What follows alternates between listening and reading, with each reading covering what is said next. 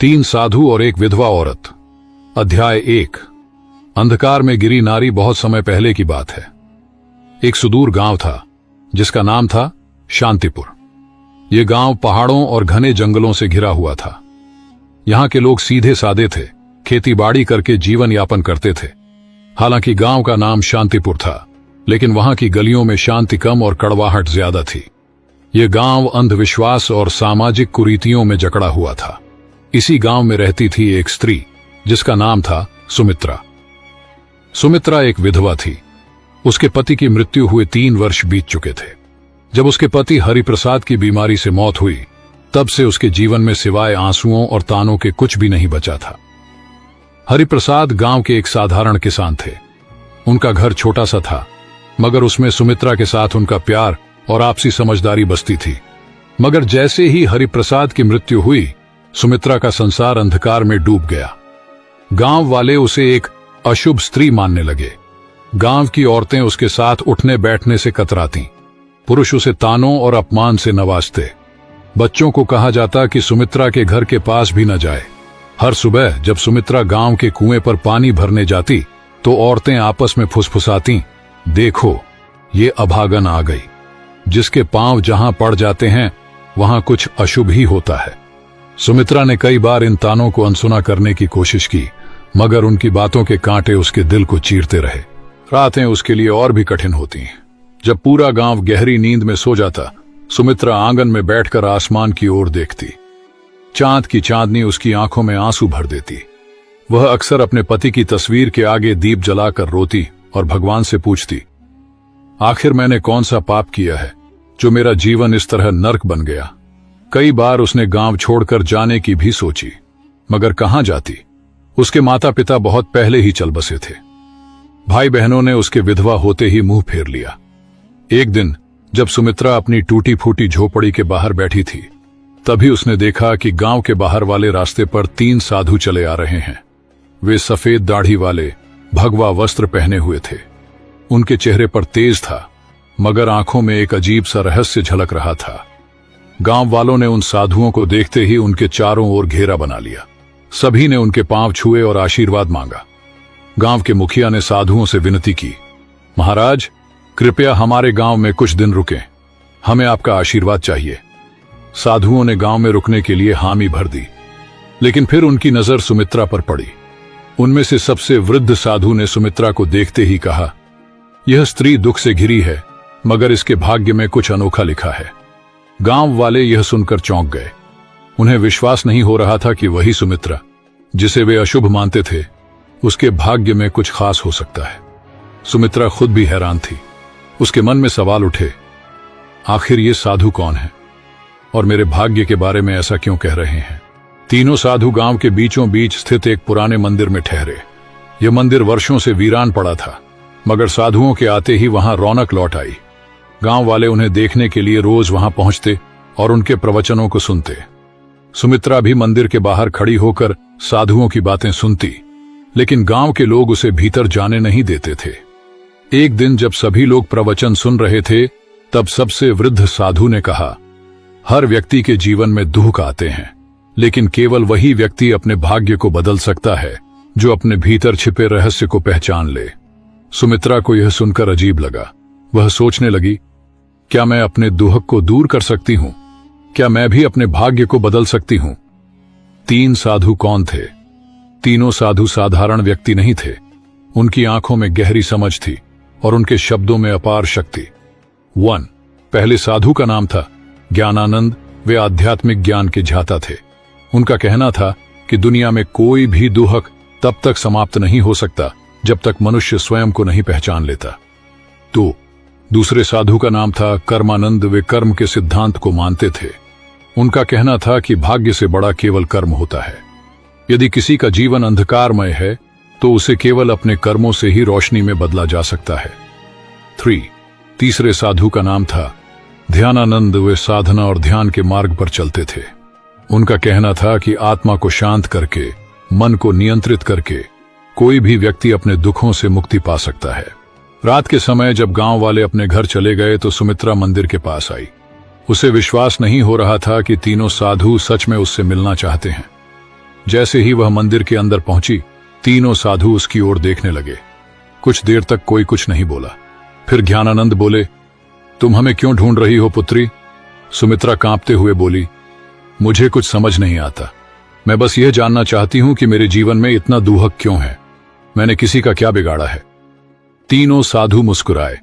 कर्मानंद ने कहा, दुनिया में कोई भी दुख बिना कारण नहीं आता। तुमने अपने पूर्व जन्मों में जो किया है उसका ही परिणाम तुम्हें इस जन्म में मिला है। लेकिन घबराओ मत, क्योंकि हर कर्म को नए कर्मों से बदला जा सकता है। सुमित्रा ने आंखें भरते हुए पूछा, क्या मैं अपना भाग्य बदल सकती हूं? ध्यानानंद ने धीरे से उत्तर दिया, हां, लेकिन उसके लिए तुम्हें परीक्षा देनी होगी। क्या तुम तैयार हो? सुमित्रा ने बिना कुछ सोचे जवाब दिया, मैं तैयार हूं। तीनों साधु एक दूसरे की ओर देखने लगे। यह देखकर ऐसा लग रहा था जैसे वे किसी रहस्य को जानते हों। ज्ञानानंद ने कहा, तो फिर कल सूरज उगने से पहले तुम जंगल के पास वाले पीपल के पेड़ के नीचे आओ। वहां से तुम्हारी यात्रा शुरू होगी। सुमित्रा को कुछ समझ नहीं आया, मगर उसने सिर हिलाकर हामी भर दी। गांव में फैली अफवाह अगले दिन गांव में यह खबर आग की तरह फैल गई कि तीनों साधुओं ने सुमित्रा को जंगल में बुलाया है। गांव के लोग आपस में चर्चा करने लगे, क्या ये साधु इसे कोई वरदान देने वाले हैं या फिर इसे श्राप मिलेगा? गांव की कुछ औरतें आपस में फुसफुसाने लगीं, कहीं ये साधु हमें धोखा तो नहीं दे रहे। लेकिन सुमित्रा को इन बातों से कोई फर्क नहीं पड़ा। उसे केवल इस बात की चिंता थी कि आखिर जंगल में उसके साथ क्या होने वाला है। उस रात सुमित्रा सो नहीं सकी। वह बार बार सोच रही थी, क्या सच में कोई मेरी मदद कर सकता है या यह भी सिर्फ एक और छलावा है? लेकिन अब वह ठान चुकी थी कि चाहे कुछ भी हो जाए, वह अगले दिन सूरज उगने से पहले जंगल के पास जाएगी। ये खड़े थे, वे गहरी तपस्या में लीन थे। उनके चारों ओर एक अद्भुत शांति फैली हुई थी। सुमित्रा ने हाथ जोड़कर प्रणाम किया और कहा, मैं आ गई हूं महाराज, अब मुझे बताइए कि मेरी परीक्षा क्या है? ज्ञानानंद ने आंखें खोली और बोले, यह संसार एक भ्रम है पुत्री। जो इसे समझ लेता है वही अपने भाग्य को बदल सकता है। लेकिन इससे पहले कि हम तुम्हें ज्ञान दें, तुम्हें अपनी परीक्षा देनी होगी। कर्मानंद ने कहा, हम तुम्हें इस जंगल में छोड़ रहे हैं। तुम्हें रात भर अकेले यहीं रहना होगा। ये जंगल बहुत रहस्यमयी है। यहां जंगली जानवर भी हैं और अदृश्य शक्तियां भी। लेकिन अगर तुमने अपना डर छोड़ दिया तो तुम पहली परीक्षा पास कर जाओगी। सुमित्रा को यह सुनकर झटका लगा। रात भर अकेले जंगल में वह डर गई थी, लेकिन उसने अपने भीतर हिम्मत जुटाई और कहा, मैं तैयार हूं। तीनों साधु मुस्कुराए और बोले, हम कल सुबह सूरज उगने के बाद यहां आएंगे। तब तक तुम्हें अकेले रहना होगा। इतना कहकर तीनों साधु जंगल के दूसरे छोर की ओर चले गए और सुमित्रा अकेली रह गई। शाम ढलते ही जंगल में अंधेरा छाने लगा। चारों ओर अजीब अजीब सी आवाजें आने लगीं। दूर किसी पेड़ पर उल्लू बोल रहा था। झाड़ियों में कुछ सरसराने की आवाजें आ रही थीं। सुमित्रा ने अपने दिल को संभाला और एक पेड़ के नीचे बैठ गई। लेकिन जैसे ही रात गहराने लगी, भय भी बढ़ने लगा।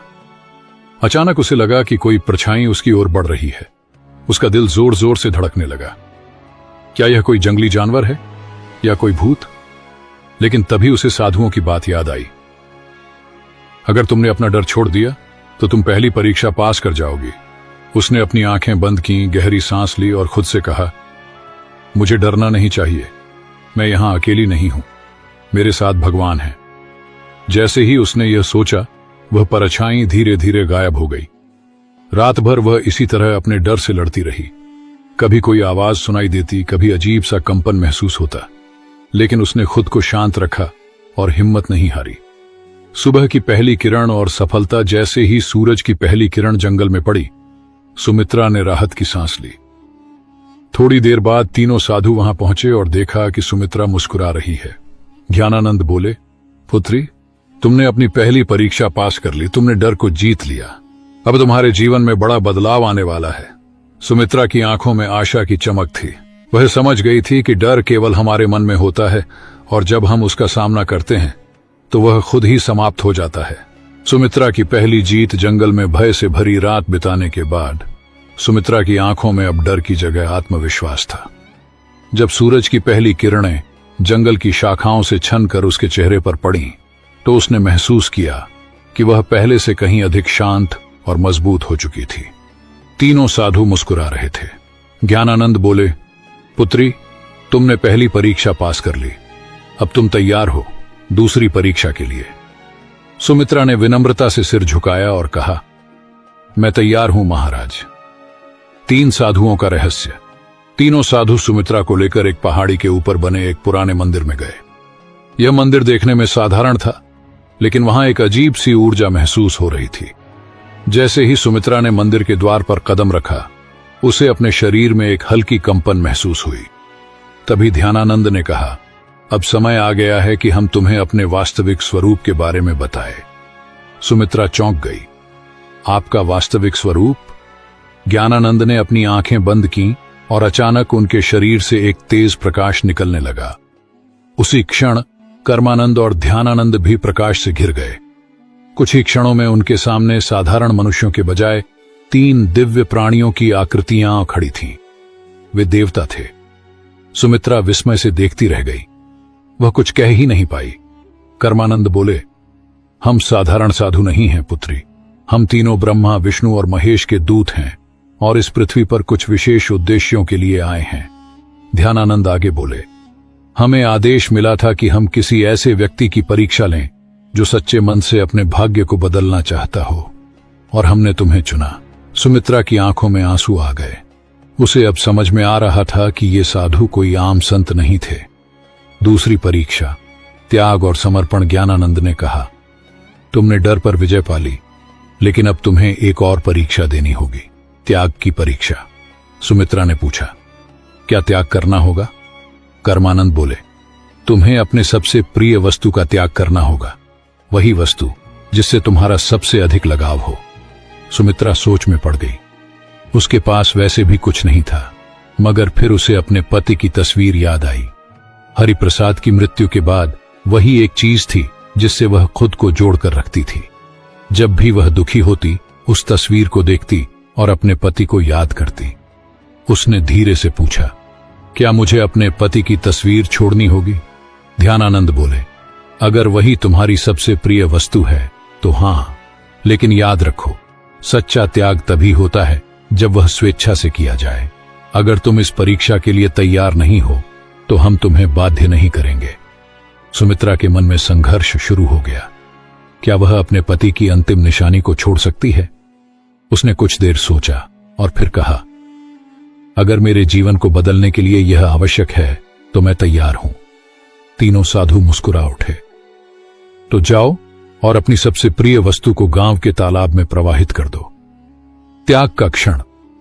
सुमित्रा गांव वापस आई और अपनी झोपड़ी में गई। वहां एक पुराने संदूक में वह तस्वीर रखी हुई थी।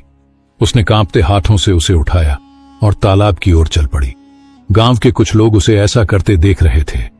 वे आपस में बातें कर रहे थे, अब यह पागल हो गई है, अपने पति की तस्वीर क्यों फेंक रही है? लेकिन सुमित्रा ने उनकी बातों पर ध्यान नहीं दिया। उसने धीरे से तस्वीर को पानी में प्रवाहित कर दिया। जैसे ही तस्वीर पानी में डूबी, उसे महसूस हुआ कि उसके दिल का सारा भार भी पानी में समा गया है। अब वह हल्का महसूस कर रही थी। दूसरी परीक्षा सफल। जैसे ही वह वापस जंगल में पहुंची, तीनों साधु वहां खड़े थे। ज्ञानानंद बोले, पुत्री, तुमने त्याग की परीक्षा भी पास कर ली। अब तुम उस बंधन से मुक्त हो चुकी हो जो तुम्हें अतीत से जोड़कर रखता था।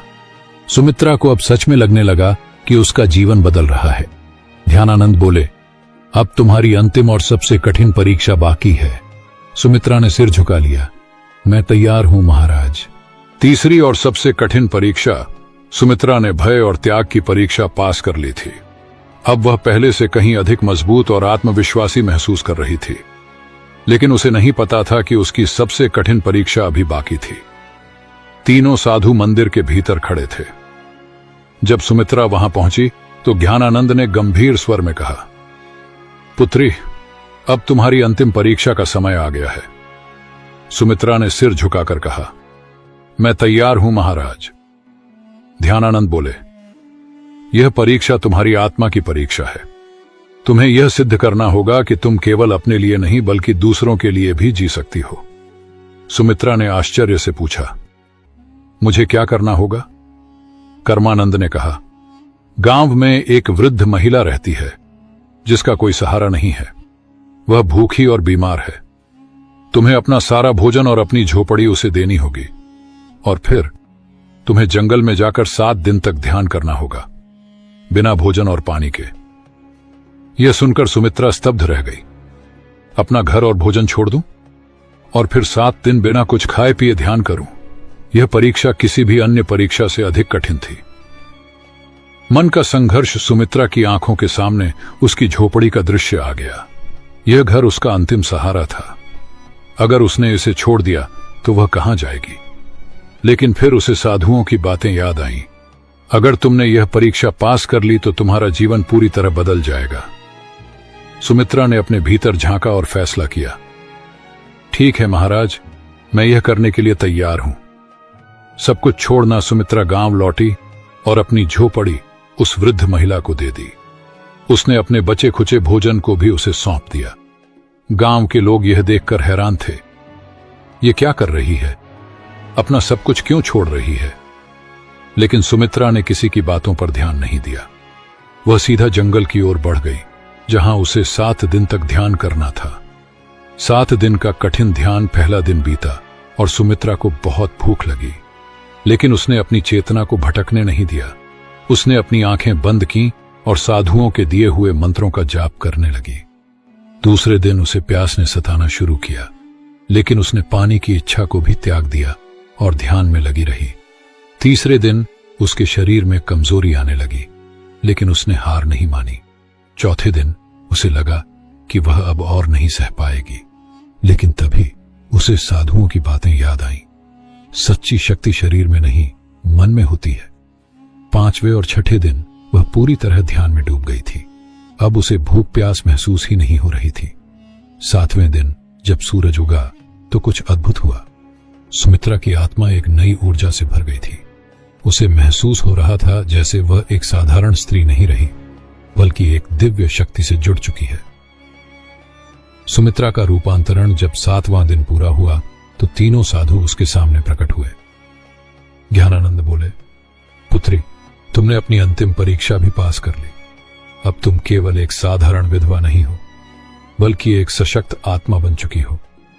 कर्मानंद बोले, तुम्हारे भीतर अब वह शक्ति आ गई है जिससे तुम न केवल अपना बल्कि दूसरों का भी भाग्य बदल सकती हो। ध्यानानंद ने अपने हाथ उठाए और कहा, तुम्हें आशीर्वाद देते हैं कि अब से तुम्हारी जिंदगी सुख, शांति और सम्मान से भरी होगी।